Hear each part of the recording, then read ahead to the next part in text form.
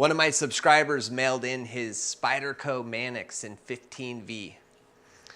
He wants the tip fixed, I'll show you in a second, a 15-degree edge angle, and he wants it laser straight.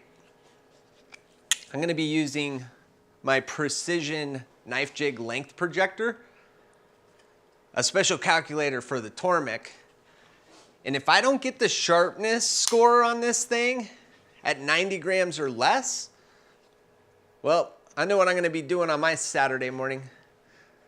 All right, let's grind. Well, here it is. Get Sharp's very first international mail order sharpening job. Sharpening / repair. This blade has a chipped point and a chip near the point. But once I got my hands on it, you know, I thought to myself, I'm probably going to rid all of this during sharpening. Yeah, they're very minor. You know, we're going to make this look a little better if we can as well. Well, it's very important to know your enemy, and in this case, it's that plunge line right there. Look at that thing, never been kissed. So we're going to wrap her up tight and protect that clean plunge line. So 15% vanadium by volume. You're going to need some tough material, some hard material to cut this stuff. You're going to need silicon carbide, diamond, or cubic boron nitride. And we're going to do something a little different this video. We've had a handful of folks purchase the Get Sharp knife jig length projector tool. And I've actually had a couple with questions on the best way to use it. And there's that tool right there.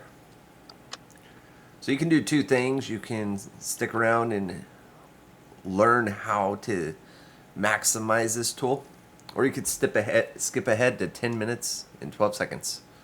The purpose of the knife jig length projector is to be able to swap through knives very quickly when using the Tormek system without having to constantly adjust the support bar on a Tormek.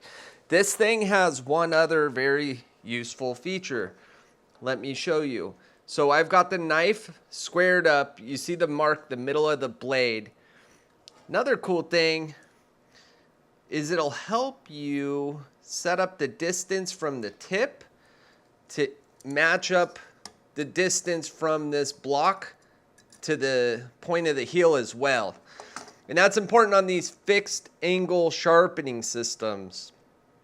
When you have a curved blade, you're going to have a steeper angle on the tips of the blade and a lower angle here. So we're going to have 15 and then, I don't know, 15.4 over here. It's just the nature of the beast. But instead of having 3 different degrees, I match these in the middle. Here's a overlay so you understand this concept. Okay. In the top left or right corner of the screen right now, this is the calculator I use. And this calculator has several constants. And it also has several variables. The most important, one of the most important, is the diameter of the wheel. So here we are. I'm just going to zero that out real quick, and we're going to double check.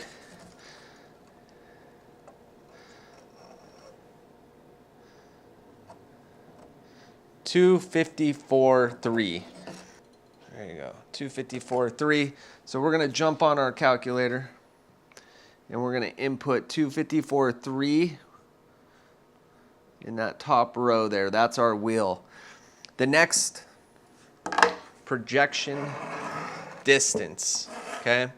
The sweet spot for me on this knife jig length projector is 14 centimeters or 140 millimeters. It's right there. And boom, there she is. Okay. And then next up, wheel distance. Now, case distance, that's a constant. I will put the case distance that I measured for the Tormek T8 and the Supergrind 2000 in the description below. Maybe we'll have to add that to the Discord library as well. And then if you scroll down further, you'll see some other constants. Support bar diameter, okay? This is the support bar that goes on the Tormek. This is 12 millimeters. And that's universal for all Tormek branded support bars. So put 12 in there. Knife jig diameter. Now this one's it's a constant, but it varies between knife jigs, okay? This particular knife jig right here looks like it's 12 as well, okay? But I have a Get Slick on here because I like reduced friction when I slide on mine. So I'm gonna go ahead and measure the width of that. 18.9. 18.9. So I'm gonna plug that in to knife jig diameter. Support bar offset. That's a machine constant, but it does vary between machines. Again, I'll put that in the description. In case height, same story. Let's grind. All right, so all our variables and constants are set. Our support bar should be 77.3 degrees off the top of the wheel. 77.3. Line this up here, and then we're gonna lower until we get there. Okay, I always like to just low until I touch, and I'm stuck, and I'm gonna slowly raise. There we go. That's all it took. Oop, little touch there. So in my experience, it's better to go too low and then raise it until you get a little lift off, and then start pushing it one way until it slides. There you go. Boom. That's exactly where you need to be. And this should be exactly 15 degrees. And I learned the hard way one too many times to, it's always better to measure twice. It just takes a second to slap some Sharpie on there and see what we got. We're just gonna do it. This is CBN. It cuts very cuts very easy. So you want to just do this practice part very easy. And there I flinched. Boom. That's all I'm trying to do. Okay. It appears this is a lower edge angle than what's on here now, which is fine. Okay, yep. And I did measure this with my laser angle finder. And I think this one was at 17 degrees, or it was like 16 and a half. I don't know if it was 16 and a half or if that laser angle finder's off a little bit. But all that said, and the way this scratch pattern's looking right here, remember, we measured to the center, so that's where I'm really focusing my grind. We're rubbing all the Sharpie off at the top side. So when the Sharpie rubs off up top, you're at a lower angle than the bevel. Now, if it's only touching scraping off the bottom, you're at a higher angle. And you'll definitely know when you're on the nuts because it rubs off the whole way across. Now, this knife has a broken tip. It's a pretty small chip, so I'm betting my paycheck it'll just disappear as I take 1 degree off here. But we'll find out in a second. If it doesn't, we might be hitting the diamond belt for a second. Let's grind. Here we go. It's time for touchdown. I always like to take my time, especially on the first touch. Just kind of get a feel for where my nerves are at, you know what I mean? Make sure that no weird disease has kicked in since the last time I sharpened a knife. In fact, I had cameras, lights, everything set up the night prior. Same exact sequence, and I went for touchdown, and things just didn't feel right. I hadn't slept great the night before, and it was late. I hate filming and sharpening late at night. So I said, you know what? Let's pack it up. Let's do this tomorrow, and here we are. So if you saw the quiet carry video, the quiet carry in Vanix, that thing felt like Teflon on the cubic boron nitride wheel. This blade, 15V, it's somewhere in between Magna Cut and Vanix. I could actually feel it gripping a little bit, which I really like because I get a little bit of a tactile response. It just kind of helps me better know where I'm at. I believe factory edge angle on this one, 17 or 17 and a half. All the blade forums though, everything points at 15 degrees, and that's what my client wanted. So here we are. We're all set up for it.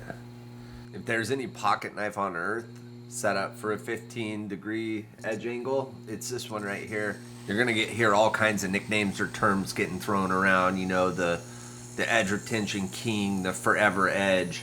The fact of the matter is, I've read on several different sources that 15V has roughly double the wear resistance of S30V. So if a standard knife lasts a week, your Spyderco Manix and 15V is going to go too. Despite being a high-end modern still, 15V is not stainless. It only has about 5.25% chromium. In fact, there were a few parts when I was under the jeweler's loop where I could see a little corrosion kicking in. So that's kind of interesting. Here's something really interesting too. Through my wife's business, I learned a lot about intellectual property rights, patents and trademarks, and I wondered to myself, is CPM 15V trademarked? So I went on and looked it up. Well, not only is it trademarked, but it actually expired 2 months ago. All right, our sharpening choil is protruding a little bit. I've already taken a tad off, and then I realized, you know what, I should film this. I should not assume there's any little technicality like this people wouldn't want to see. Hey, man, gotta get in there tight. I bought this one at the thrift store for $4.99 used. Look at this. What the heck is that? I did not notice that when I tested it.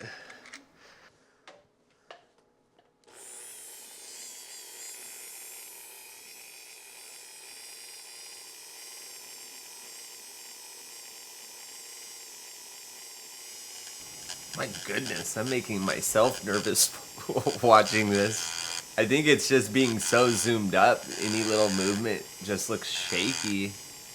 Man, don't bump it. There you go, there you go. Oh, watch this guy do it. He's gonna he's gonna hit it. I truly believe that little sharpening choil that was drooping there, the thing that I'm cutting down right now, would have had no functional impact on this blade. But it just didn't look great. And I know the pride my client has for this knife. And just like I say all the time, if it was mine, I'd want it to be as perfect as I can make it. So take the time and try to make it look perfect. Let's see if we're making progress.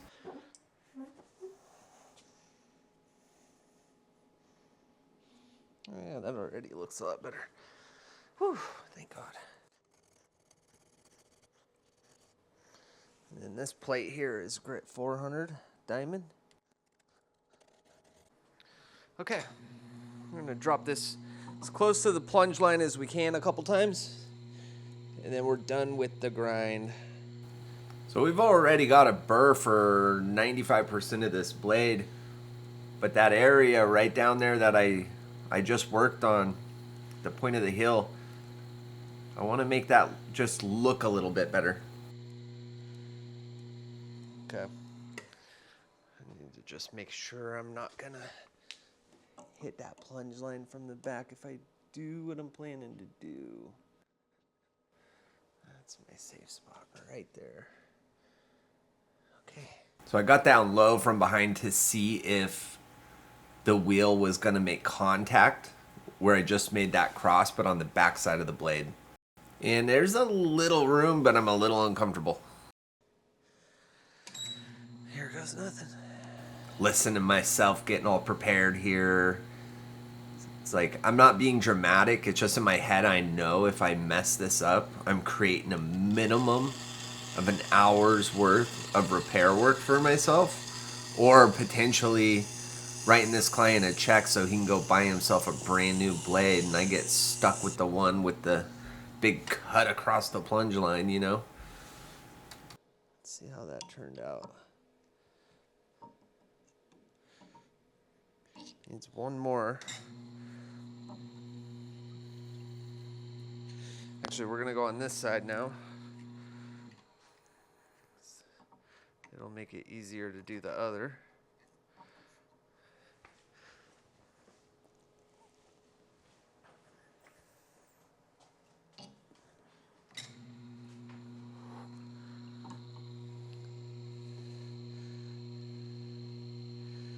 So now we can use that last grind as a guide for touchdown.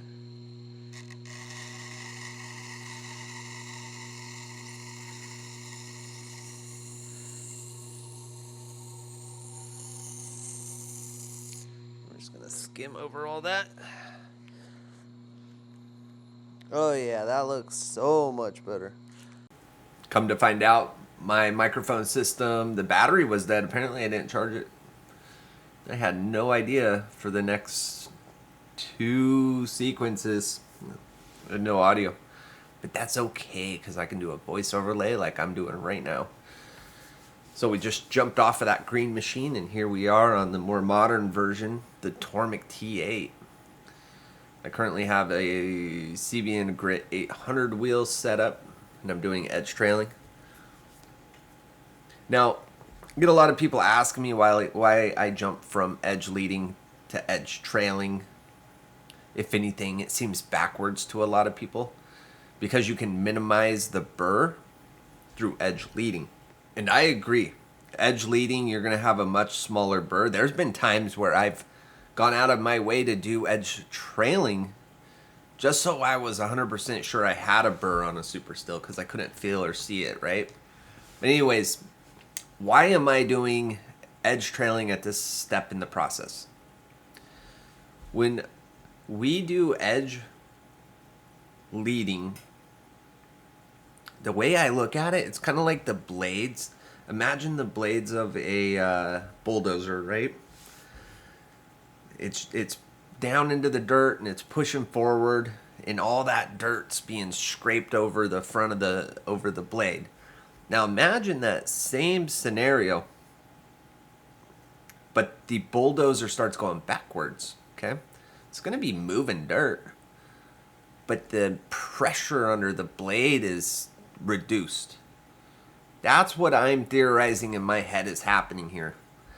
And that said, I believe I'm producing less plastic steel when grinding edge trailing.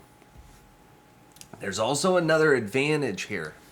And for me, I just happened to stumble across it by dumb luck because I was filming for YouTube. So I have a bunch of fancy lights. And one day I had finished filming and left my lights in place. And I was sharpening some knives, and it's like, you know what? I'm going to just turn on the studio lights, and because it was kind of dark, right? So I'm doing my edge trailing, turn on the light, and all of a sudden I noticed this special wake. Let me see if I can show you real quick. Okay, I just zoomed in. You can't see it from the shot. Anyhow, it shows me the exact contact point between the blade and the stone, because it's preventing the water from moving forward. And for me, that's a huge advantage because I can count the tempo as I run the blade across. That way I'm not dwelling in one spot of the blade for too long. And since doing this, my blades have not only been sharper than ever, but they've been looking better than ever. If this was a kitchen knife or any other knife in the world, I'd be done right here, leaving it very toothy.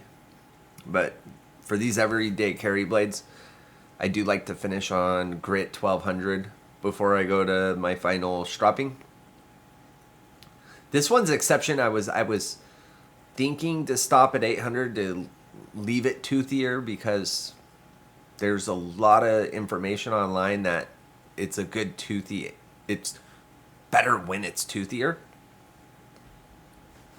But nonetheless, I figure let's go 1200. I could always go backwards later if I absolutely want to. But the end result, even with 1200 and the 3 micron diamond, I can still feel that bite really well, actually. You know I love my camera angles. Here we are, we're still CBN grit 1200. Look at that grain pattern. Let's zoom in on that. Oh yeah. Man, just beautiful steel. I know I say it a lot, I need to buy this knife. I just love knives, but this one, by the end of the year, I will own this blade. Ooh, I made myself nervous watching this. Looked like I was gonna hit that finger choil. Just steady as she goes, taking nice even breaths and pulling across. Looking at that wake thing I tell you about all the time. Eventually someone's gonna try what I'm talking about with the edge trailing wake, and they're gonna feel and see exactly what I'm talking about. And when that person does it, please report to the comments. Sometimes I feel like I'm crazy, I'm alone, I'm the only one talking about it. But it's such a game changer. It's not necessary though either, right? There's levels to sharpening. I know a lot of guys who are quick and dirty. I don't want to call them dirty, but they're just quick sharpeners. They sharpen knives in 1 minute, and they take money for that, and that's fine. That's their decision. I choose to do things different.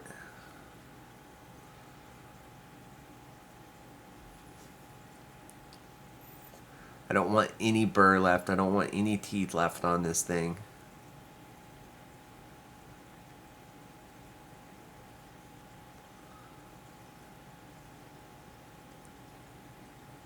Oh, I forgot I actually started with 6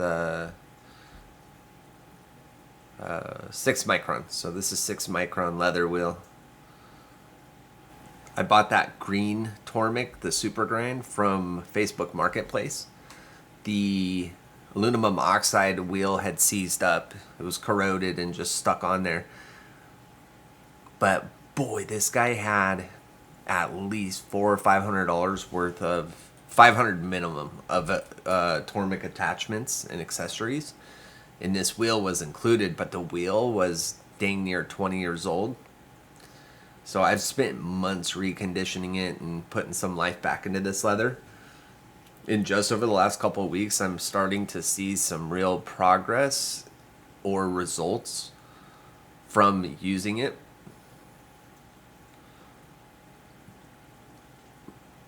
Now, if I wanted to keep it a little bit extra toothier, I could have just skipped 6 micron and jumped it down to 3 micron diamond. And then really worked to minimize that burr as much as I could from there.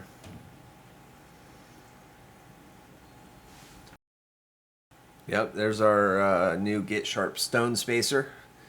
Once you get yourself the Tormek multi-base, which will allow you to use the universal support bar with your leather wheels, you're going to need a spacer to act as the stone so you can run without the axle falling off the machine. And when I first got the multi-base, I was so excited, and I did not realize that I needed this spacer. So I get everything set up, and I'm like, oh no. Finding a 12 millimeter spacer that's 12 millimeter inner diameter and then I think 45 millimeters in width, it's actually difficult to find. There's one company in Europe, I forget the name. They sell a spacer specific for the Tormek. But man, that thing gets expensive once you calculate shipping and tariffs and all that. So I had found a workaround through Amazon that required some sanding of the inner diameter. And that got me by for several months. But then I was like, you know what? I should quit complaining and just take the initiative and make these available. Make my own, one that I love. And then let's order some extras. We'll make them available to anyone else looking for one. So as far as I'm aware, I may be the only listing in the USA right now with a dedicated custom Tormek stone spacer. But I could be wrong. I don't spend all my days searching the internet, you know. I've just not been able to find any others outside of the, or within the US.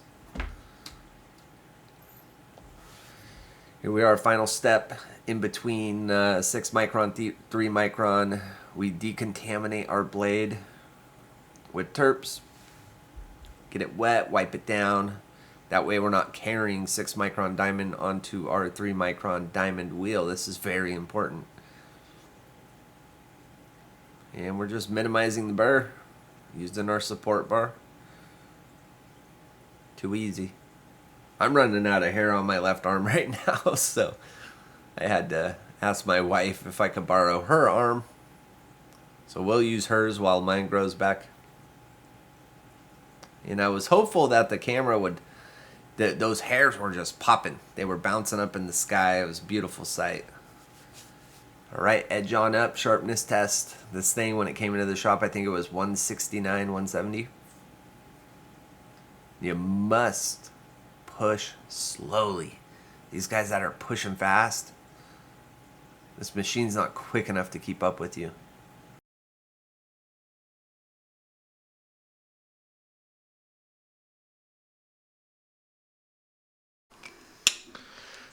Oh yeah, 1 gram under the goal. I like to compare knife sharpening. It reminds me of shooting.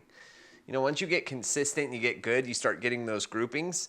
It's almost the same thing. Once your process is so dialed, you know where the sharpness is gonna land. And I knew I could get under 90. I didn't know it was gonna be 1 gram, but how awesome is that?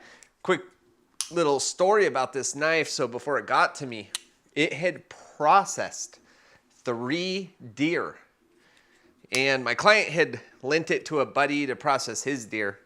And yeah, he got into some bones. He knocked the tip off of it and put a little chip in there. But yeah, I wouldn't even call this a repair. Just in the regular course of sharpening, it all fixed itself. And my point was, the sharpness, I tested it when I got to my shop, 169. This thing was cutting U-line paper, no problem. And that was after 3 fully legal deer were processed with this. Imagine that. How insane is that? Sad part about this, 15V, now that I got it razor sharp, I'm probably never gonna see this again. If I do, many years will have passed. I'm buying this one.